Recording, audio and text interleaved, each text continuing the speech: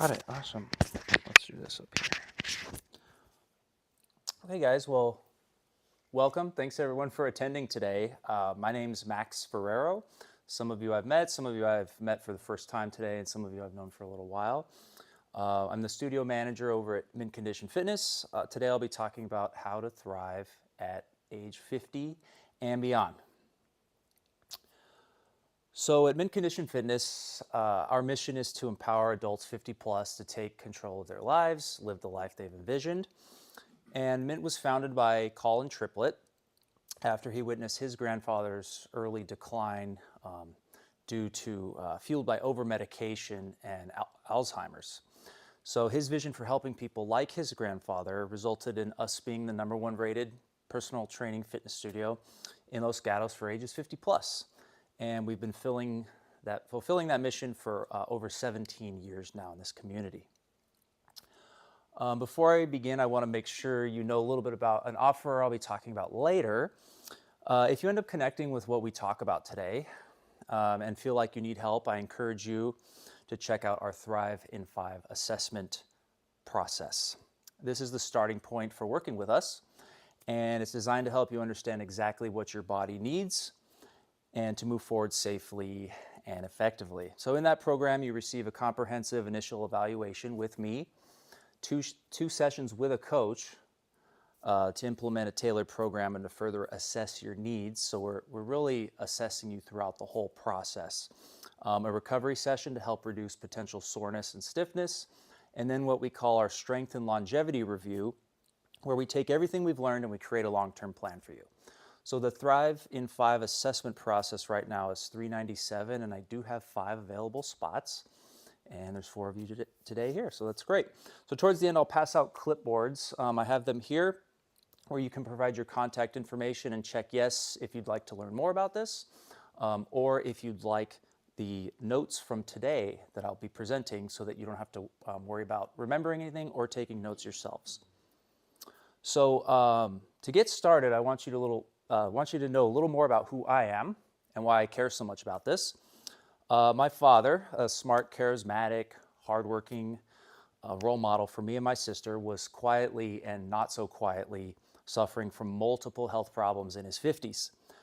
Pain, injuries, wear and tear were all catching up to him in conjunction with other things like diabetes, circulation issues, sleep apnea, arthritis, depression, high blood pressure, obesity, a sedentary lifestyle, and a cigarette habit.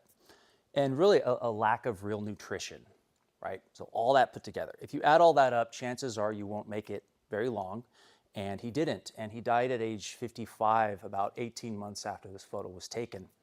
So this was extremely hard on me and my family. And it takes a lifetime to navigate what happens after you lose someone, as many of you know. And I don't want anyone to have a fate like this at any age. So it's my mission to help people like my father in any way that I can.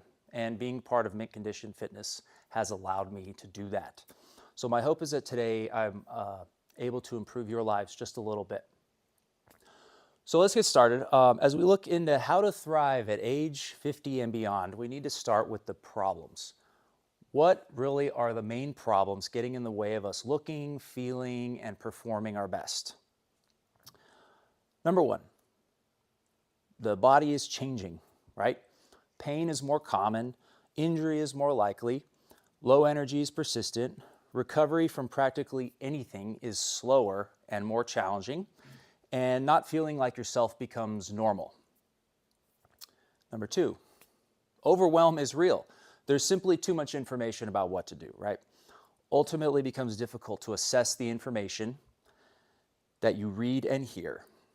So what are some of the headlines you've been hearing lately about things you should be doing? Anything you've heard? Yeah.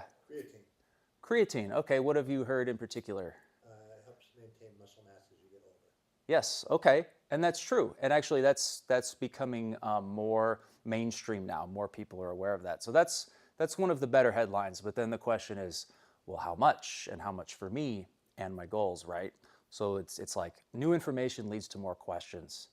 Any other headlines you've been hearing? Keep moving. Every day. Yeah. Motion is the motion, right?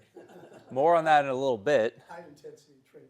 High intensity interval training. Yeah, that's something we promote as well. There's a lot of that opens a lot of other questions, right? Because first of all, it's like, what is it? What's the purpose?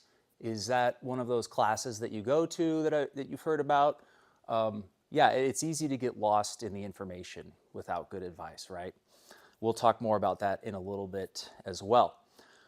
So oftentimes you see and hear all of this and you become stuck not knowing what to do. Number 3, this leads to the start and stop cycle. We're probably all familiar with this. You try something and hope for the best, but then you stop, usually for one of the following reasons. You start something and then life gets in the way. That's normal. You go too hard and maybe get injured. Or you stop because you're not seeing the results you expected.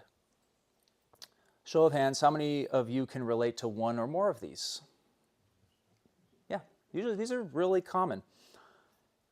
And I bet these things leave you feeling lost or frustrated because it didn't used to be this hard. Hi there, welcome in. Thank you. So we just got started. Feel free to have a seat. We're talking about problems that arise as we move past 50 years old in terms of our health. So here's the thing. Like I said, this is normal. Everybody goes through this. And for many of you, you spent most of your life prioritizing work or family, or both, and health got put on the back burner. But this came at a cost, and now it feels daunting because it seems like such a big hill to climb, right? And now you're here, and now this is the priority. So what's the way forward?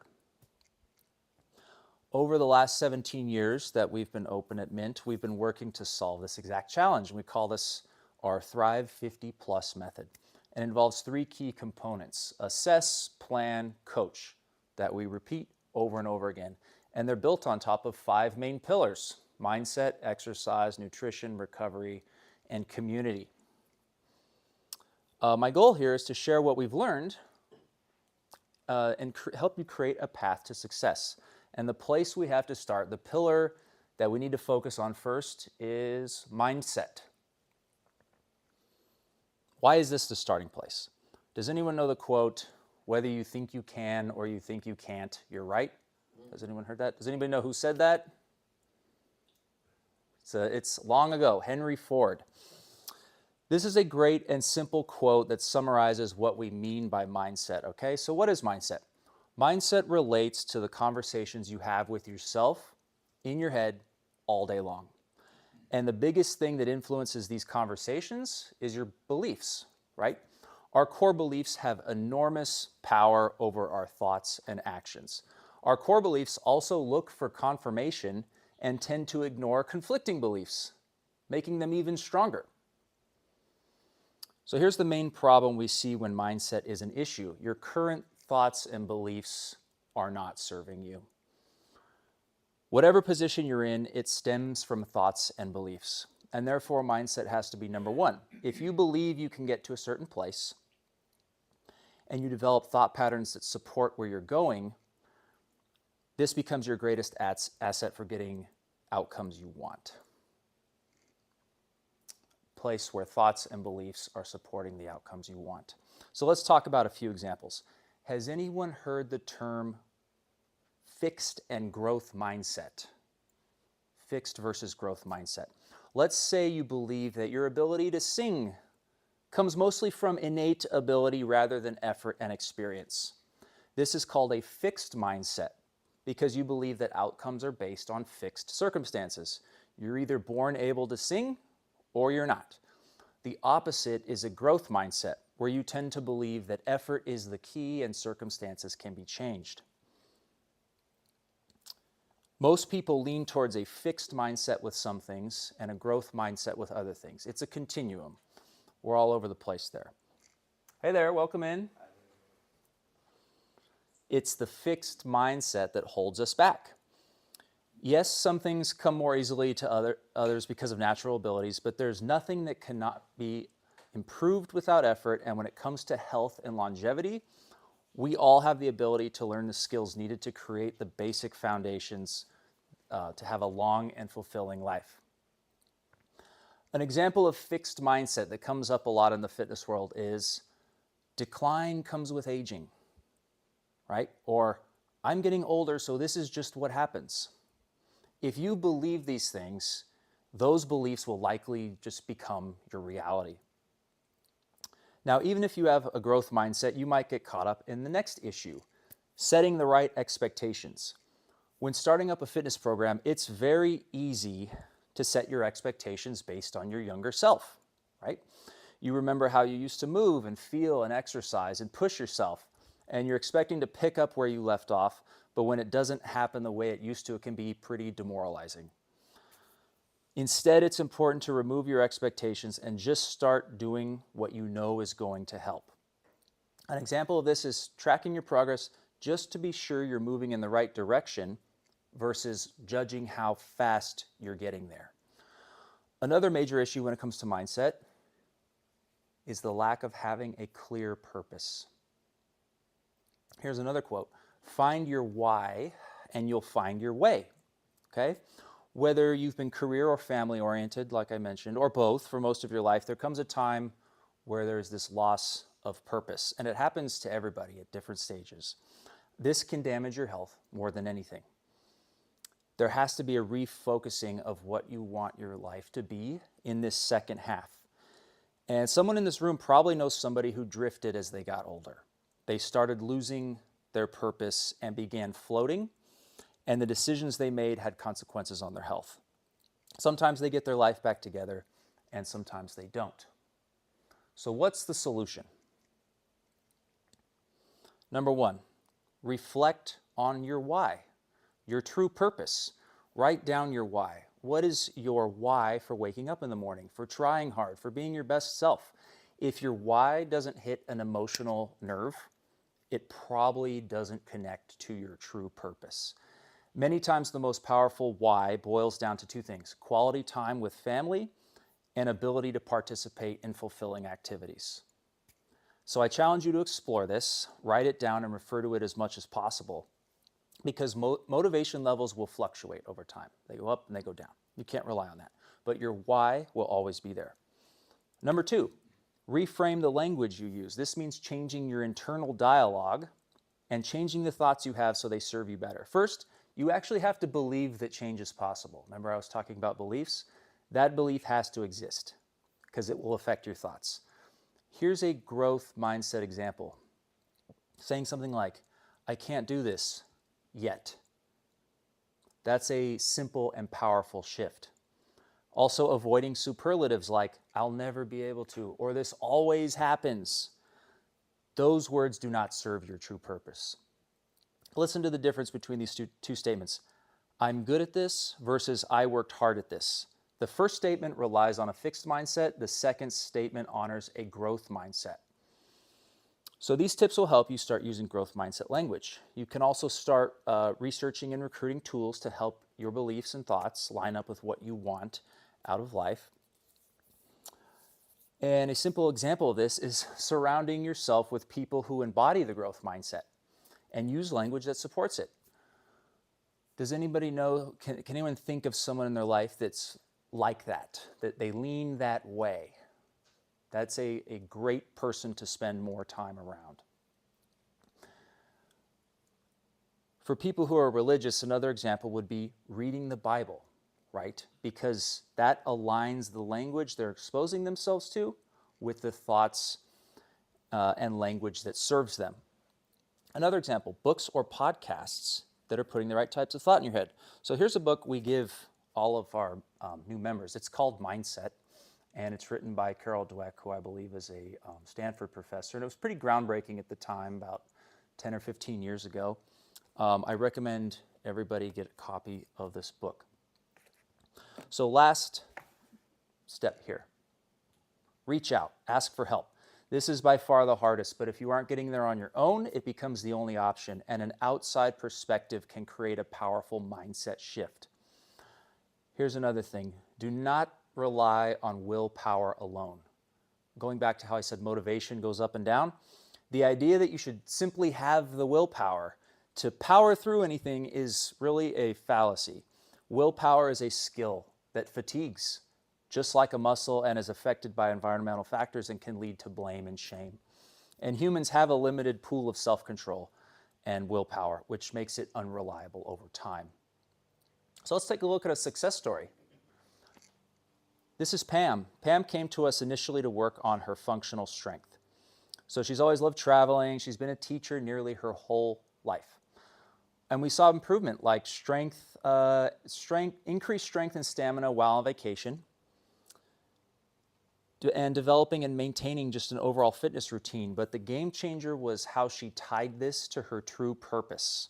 She realized after starting her fitness journey that her true purpose was to serve as a healthy example for the youth she worked with. So she wanted to be the model of stability and dependability for kids who weren't getting that at home.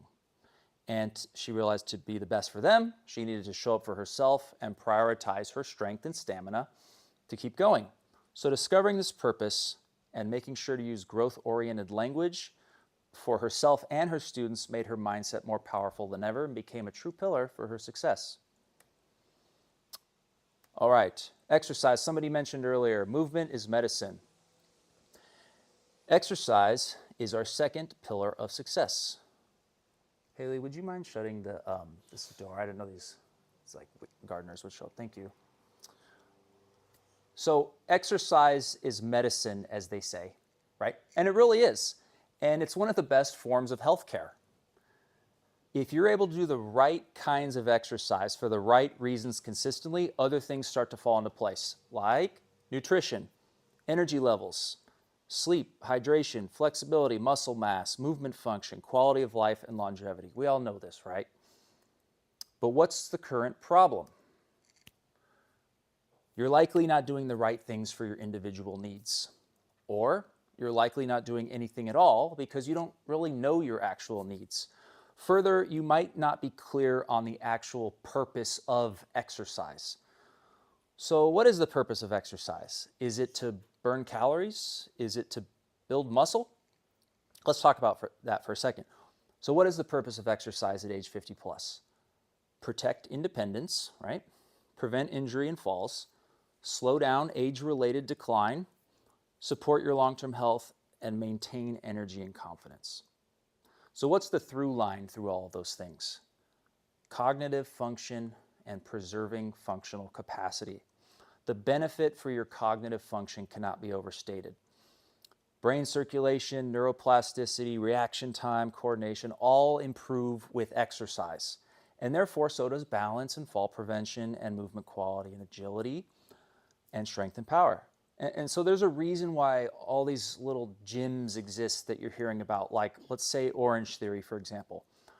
People often equate exercise, like the purpose of exercise is burning calories and feeling tired instead of improving cognitive function and preserving functional capacity. So back to your current state. If this is happening, you may think all exercise is the same, and when it's all the same, it's not going to work. So here's some examples. Running on the treadmill with no plan, right? Or cookie cutter fitness classes, or even simply treating your daily tasks and hobbies as exercise. So maybe you found some exercises that could be helpful, but you're not sure how to do them the right way. And now you have tight muscles and possibly pain, okay? We've all been there. You might be thinking, but any exercise is good exercise. Not true, especially if it's not aligned with where you're at and your goals. And we all know that following bad information tends to lead to more problems like the start-stop cycle I mentioned earlier, or yo-yo habits. Who here has done some type of 30-day challenge? Like a exercise challenge or a nutrition challenge? Yeah, some are great. And we all have our reasons for starting them. What we found in general, they leave you feeling often fatigued. You can't wait for the end, right? You're begging for the finish line. And by the end, there may have been some results, but no real discernible change to your habits or mindset. All this can lead to loss of motivation, weight gain, poor mental clarity, lack of self-confidence, anxiety, injury, and possibly even more pain. So we want to get you to a place where you're doing the right exercises for the right way for the right reasons. So what's the solution here? The best place to start is an assessment. So an assessment can give you an accurate picture of where you're at and where you're starting from so that you can answer the question, what's the first thing that needs to happen? An assessment can tell you, do you have the core strength to start lifting weights? Do you have the mobility to do certain exercises? Do you have pain and where? And do you know why? So getting assessed can also give you insight into what is normal. Without an assessment, it's difficult to know which standards to compare against. Should you be able to touch your toes? Yes or no? I mean, maybe. Who knows, right? It's hard to say. That could be biomechanical. That could be related to a lot of things. I've never been able to touch my toes in my life, so there's that. Should you be able to run a mile, 10 miles? Who knows? How about this one? We hear this a lot. People come in and ask us, should I be able to do push-ups and pull-ups?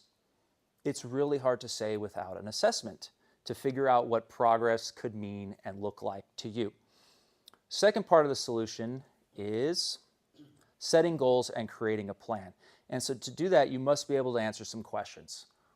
First of all, what matters most to you? What does success look like to you? What does it feel like? Who's involved? What do your days look like? What do you love doing? And what would help you do more of it? Being specific here will help drive your goals and your plan. Remember this, any goal worth having, big or small, will always be connected to your why, as I mentioned earlier. If it's not, any success you have won't really be tied to your true purpose. So it's easy for me to say, oh yeah, set some goals. Go set goals. So to help, has anyone heard of SMART goals? It's an acronym, S-M-A-R-T, SMART goals. These lead to small wins and long-term success using manageable steps. So SMART stands for specific, measurable, achievable, relevant, and time-bound. If you're setting goals that touch on those things, you're likely to have more success than a broader goal that is like one thing, like say, lose 30 pounds, okay? That is not what we would call a SMART goal. And if goals are too broad, yeah, they'll be missing some or most of these pieces and they'll become unclear and challenging to reach. Okay. So once you know where you're at, where you want to go, then you can create a plan. This is where you explore more questions. And as you notice, instead of giving you lots of answers, I'm helping you pose questions for you to answer. What type of exercise actually aligns with your goals, and who can help you determine this? What lifestyle or habit changes might need to be addressed? Will there be roadblocks? What tools will you need? These questions will help you create a plan. And finally, once you implement the plan, this is where a coach can make a huge difference. Someone who expects you to show up, stay consistent, which is the number one rule for success, right? They prescribe the right exercises and progress you when appropriate, and they can coach you correctly on every single thing. When you're on your own, you kind of need to make sure you're tracking that and doing that the best you can.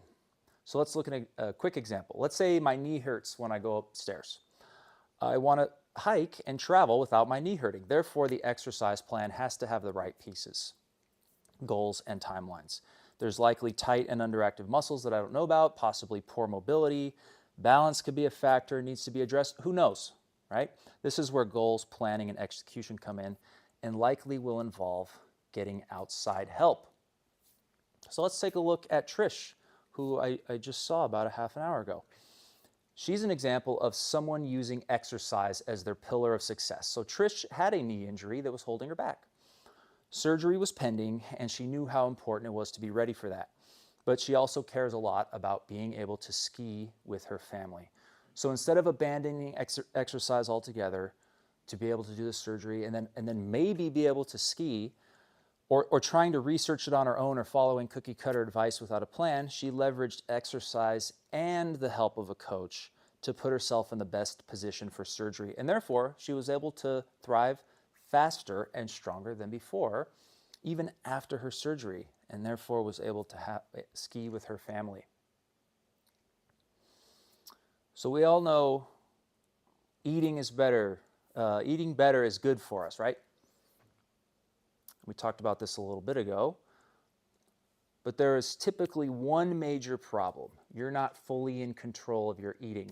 This doesn't mean you're out of control. but it does mean there are areas that need attention. And we want to get you to a place where your nutrition supports the life that you want. And if we break it down, we see three main problems tied to not being in control. Number one, emotional eating. This is any negative nutrition habit tied to emotion. It's often referred to as stress eating, right? But it can be related to many things like grief or anxiety. And so now in this state, our nutrition is guided by how we're feeling, which means we're not in control. And emotions, like beliefs that we talked about, are extremely powerful. This is actually our brain chemistry at work. You may have heard of dopamine or serotonin. So food is our own way to alter those brain chemicals and therefore alter emotions, essentially self-medicating. Number two, it's possible your nutrients aren't balanced, right? So you're simply craving sugar, and this craving can't be stopped until you give in. Your nutrients have been off balance throughout the day, and now you're eating late at night to make up for it. Or you can't seem to stop snacking throughout the day, and you're never full.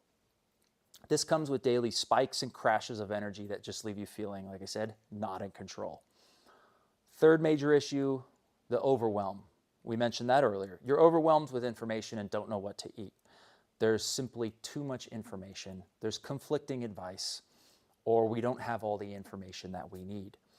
And all of this leads to confusion and less mindful choices.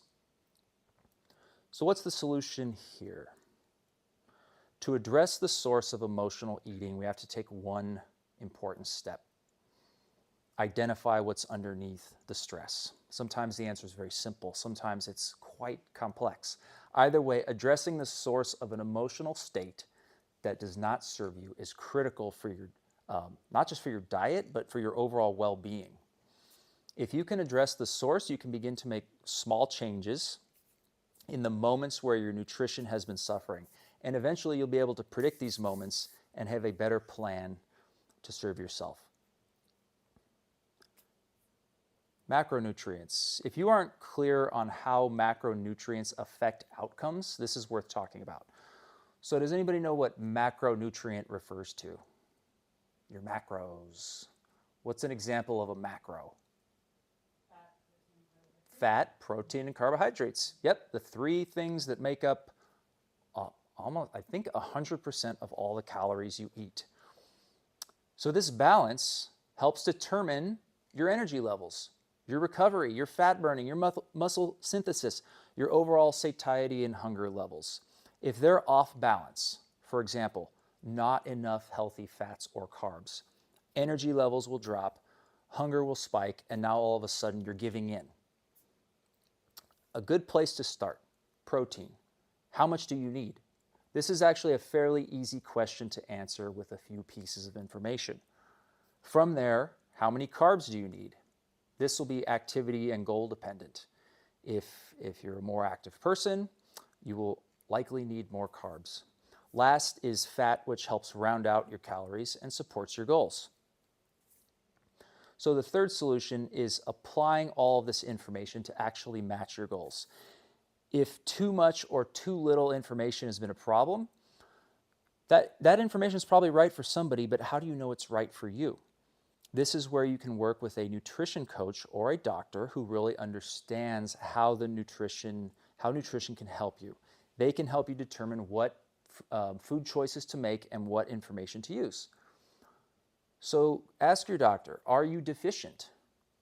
Do you know your macros and how to increase sufficiency? If you've ever used MyFitnessPal, which is an app, there's many apps like this, you enter what you're eating in a day and it'll tell you your exact macros. You could also go to a nutrition and lifestyle coach. They can help you understand how to make this work in your life, right? A doctor or registered dietitian might tell you what to have.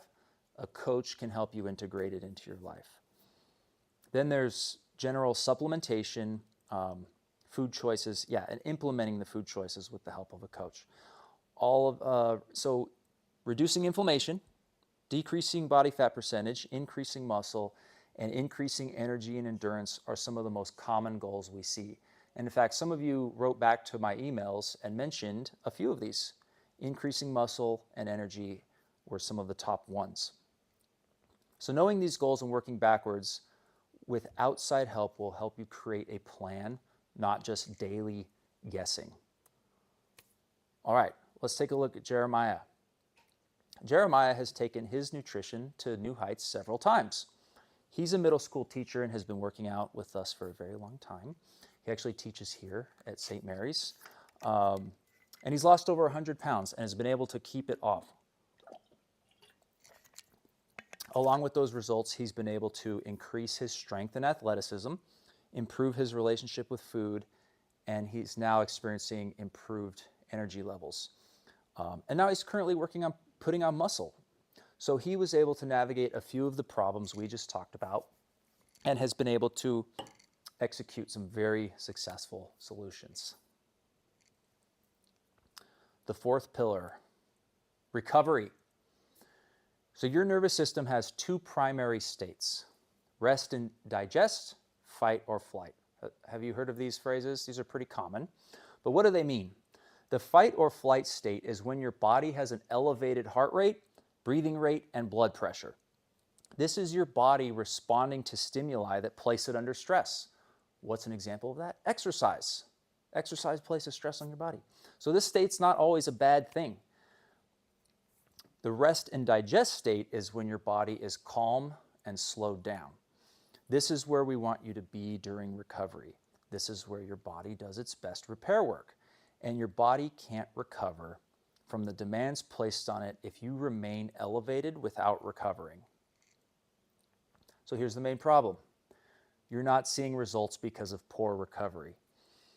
We want to help you use a recovery plan that helps you feel replenished and energized. And here are some of the most common problems related to recovery. Number one, sleep. When you have poor sleep, here's how that can show up. Physical declines like muscle loss and disruption of hunger hormones. Cognitive decline like reduced focus and slower thinking. And even a weaker immune system, all from poor sleep. Number two, hydration. When you're poorly hydrated, here's how that shows up. Faster fatigue, joint stiffness, and even dizziness, brain fog. And really that's just scratching the surface. Number three, active recovery. This means actions taken to help your body recover, such as stretching or walking or swimming and other low intensity movement. If you skip these things, here's how that shows up. Slower progress, lingering soreness, increased injury risk, and reduced circulation. All of this can create problems with motivation and productivity, and then you start to beat yourself up because you don't have the energy to keep up with the grandkids or go work out or make it to social events. If you don't give your body enough time to recover, everything becomes more difficult and your body spends more time in fight or flight mode. So there are some solutions here. Number one, address your sleep habits. It's easy to just say, go get enough restful sleep every night, okay? But this starts with analyzing why that's not happening. Chances are you're eating too close to bedtime, or you're using screens too close to bedtime, or you simply don't even have a bedtime, which means there's really no routine in your body. Daily is just guessing about what to do. And this is possibly the most important factor to overall recovery. LeBron James himself is famous for using sleep as his number one recovery tool. He says it's the best way to re-energize your body, your mind, and your spirit. So here's some tips. Remember, keep it cool in your bedroom, 65 degrees. Keep it dark, so no flashing lights or that blue light that stays on your device over here. And also keep it hydrated. Keep water next to you when you sleep. You can also follow what's called the 3-2-1 rule. Stop eating 3 hours before bed, stop vigorous activity 2 hours before bed, and stop your screen time 1 hour before bed. And lastly, I'm a big practitioner of this. When you wake up at the night, it's critical to view this neutrally so that your bed stays associated with sleep and not anxiety and cortisol spikes that happen every time you wake up and you're laying there wondering why this is happening.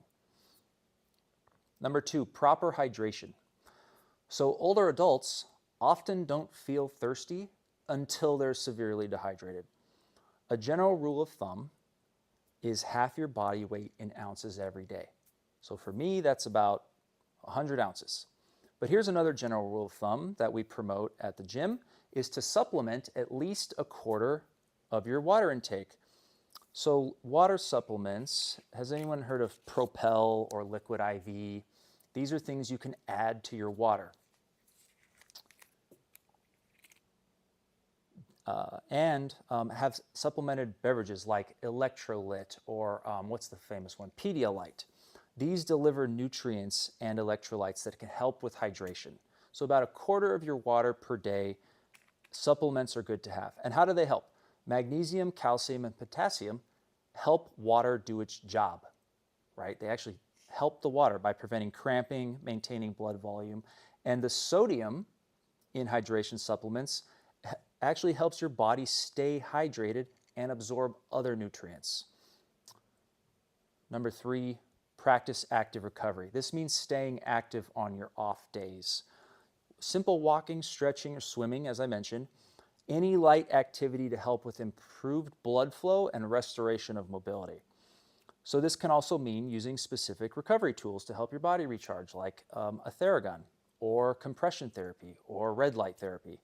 But it's critical that you weave in active recovery throughout the week. Here's a special story. Mary achieved her results by focusing heavily on recovery. So she had issues with restful sleep, right, that we talked about, and worked very hard to address them. Some of these fixes were habit related. Some were medically related, but she took the steps to work on them. And when you don't know if you'll sleep for 2 hours or 14 hours, your body is going to suffer. Mary went from sleeping like that to having a better plan that helped her body recover. Not only did she develop a healthy sleep pattern, she lost fat and gained muscle, got a lot stronger, and deadlifted 150% of her body weight, better energy levels and balance. Overall, emphasis on recovery was the key to success. So lastly, the 5th pillar. Without a great support system, it becomes much harder to reach your goals. A coach, like Haley and I, that's one piece of a support system. But having a community truly is a pillar of success because we can't tackle our hardest challenges alone. So here's the problem. As I mentioned, you're trying to do it alone. You don't have support and you're failing to make progress. We want to get you to a place where you're surrounded by like-minded people who actually support your goals. A lot of times we don't have the right people around us. We talked about that a little bit ago. Have you ever heard this quote? You are the sum of the 5 people you spend the most time with. Think for a moment, who are those people? Are they like-minded? Are they supporting you and your goals? At worst, we might have people in our lives pulling us further away from our goals, and that might be unavoidable. Those people are in your life. But either way, trying to do it alone leads to a couple things. Beating yourself up. When you make mistakes, there's really no perspective to help you see clearly. You avoid confronting real issues because it's up to you, right? And all of this will make you more hesitant to build more relationships, even though other people are going through these same things. Also, there's less accountability. No one's checking on you. No one's helping you problem solve. Procrastination sets in. And lastly, you won't enjoy yourself. It's much harder to actually enjoy all of this by yourself. There's no one to share the experience with, and eventually you'll stop. So what's the solution here? First of all, community can be just one person. And the simplest thing you can do with that one person is just tell them about your goals and update them with your progress. Perhaps they have their own goals as well, and then it's a two-way street. Even better is to actually work out with that person. You become each other's community and accountability buddies, and you're going through it together. Number 2, join a community of like-minded people. This can look all kinds of ways. A group is strongest together when they're working towards similar goals, like simply showing up and being there for each other. Any community of like-minded people who support your goals will be helpful, especially if it's a fitness and health group. Lastly, get a coach. Like I said, a coach is just one piece of a community, but that can become the foundation for your community, helping to guide it forward. A strong community always has a guide, and a great coach can become that for you. One more success story. Dan and Kathy. So when people train together, it's one of the best scenarios possible. The community is already built in with someone who supports and maybe even aligns with your goals. So a great example, yes, Dan and Kathy, they came to us in their 50s seeking a solution to aging while wanting to maintain their family-oriented, active lifestyle. And they did it together. Now in their 70s, they've lost some weight, gained muscle, increased mobility and strength, started cardio training together, and because of that, they feel stronger, more capable when traveling and hiking and cycling and spending time with grandchildren. And making this commitment together was the key to their success. So as we put all this together, as I mentioned earlier, it's clear there's no magic pill to taking control of your health and fitness. Anyone who tells you different is lying or probably trying to sell you something. The magic is the effort, intention, commitment, and the consistency within the 5 pillars of success that I mentioned. So let's review. Mindset. We talked about understanding your purpose and knowing your why and setting the right expectations and the believing that you can do something and that you can learn it, the growth mindset. Exercise. Perform exercise that's right for you. Don't use social media as your base of knowledge. Set your goals, set your plan, and execute that plan. When we talked about nutrition, we talked about addressing the stress, the emotional eating, adjusting your macros, and really asking for help. Recovery, we talked about hydration, sleep, and active recovery. And in community, finding a workout or accountability partner, surrounding yourselves with like-minded people, and joining a gym or getting a coach. So I hope you're able to act on some key takeaways from today. And if you do act on anything we've talked about, you should start to see some progress. Anything we've talked about today.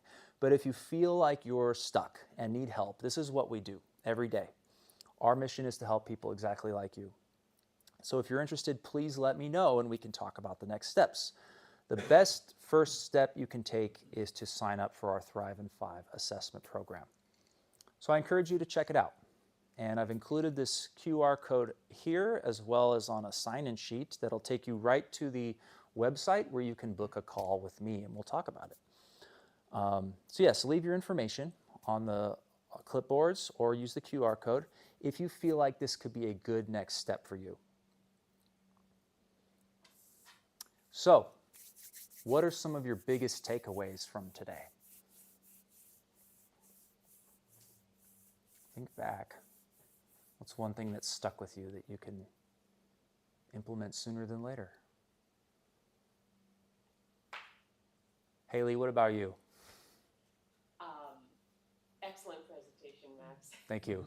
One of my biggest takeaways is the way that what you've just seen Max present in terms of organization, clarity, professionalism. That's exactly how we approach things at Mint. We, as coaches, strive to be the best at what we do and give top-notch customer service. Yeah. So that's one takeaway from a coach's perspective. Thank you. Yeah, but those pillars are, they really do cover the gamut. Yep. They really do. A lot of good information there. I would say your approach is very holistic. Yeah. You know, in the sense that it's easy to focus on one thing with exercise or nutrition, but sleep. But it all comes together.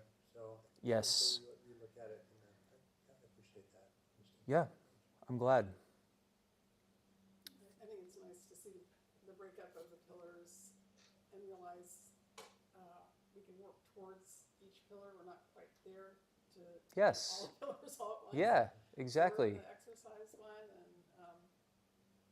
the assessment and the planning and the coaching has really been incredible. so now we're kind of talking nutrition. Yeah. And then the recovery is out there too. Yeah, So, that's a really good point. And it's worth mentioning that coming into Mint and talking with us and working with you on what's important to you and finding out a path to get there, the main vehicle for doing that is, yes, exercise. We have coaches, we have a gym. That's where we start to help you start feeling better and address a lot of the things you come in with. But over time, all 5 parts get addressed in other ways, through your coach, through our messaging, and through events like this. So if you stick with it, you eventually get exposure to everything. One of my main takeaways, did you have a takeaway? Oh, I just like what you said about willpower, because I feel like I used to have more, and Yeah. it was setting expectations and also thinking of it as a muscle that you need to. Yeah. Willpower, just simply like thinking you'll pull up your bootstraps and get it done leads to failure more often than not, and frustration at best. Thank you for sharing. For me, as I was making this, community really stuck out to me, because most of my health-oriented things that I do, even though I work at a gym, I do them very solo. The types of exercise I do, the things I engage with, the hobbies I have, it's all very not tied into a broader community. So my takeaway was that could be the biggest thing I focus on. And step number 1, I always am more motivated and get a better workout when I work out with my colleagues. So that's one thing I could start doing more of. Any other insights before we go into questions? Any questions that I could help you answer today? Do you Okay. guys have a sauna in your gym? We don't. I wish we did. I would probably use it every day. Do you like using saunas? I do, yeah, and I've talked to people who have put like saunas in their backyards, and Yeah. they really, you get older, it helps with recovery, it seems like, and it's a good like sauna, then kind of a cold shower type of thing, makes people feel pretty good, so. I've heard that. One of my colleagues just got a sauna that you can set up in your garage, and he's using it for recovery purposes as well. I can't speak too much on those topics specifically, but I'd be happy to connect with you further after I do some digging. Any other questions? Nutrition or exercise? Yes. So how often do you recommend exercise, or is that different for every individual? It varies, right? But vigorous strength training and the types of training we do at the gym at Mint is usually twice per week. We also recommend cardio workouts twice per week. On your off days is where we would say that it's a great time for your hobbies, especially if they're active, or active recovery. So in general, for working out about 4 days per week is our base recommendation. Yeah. Well, if there are more questions, I've left my cards over here. Feel free to take a card. Also leave your information on the clipboards. If A, you'd like more information about the trial, B, you'd like these notes from today, I can send you this whole presentation with everything I said in it. So I just want to say that everyone's facing that challenge of taking the step to work on one or more of these pillars like we just talked about, which will ultimately help you live the life you've envisioned.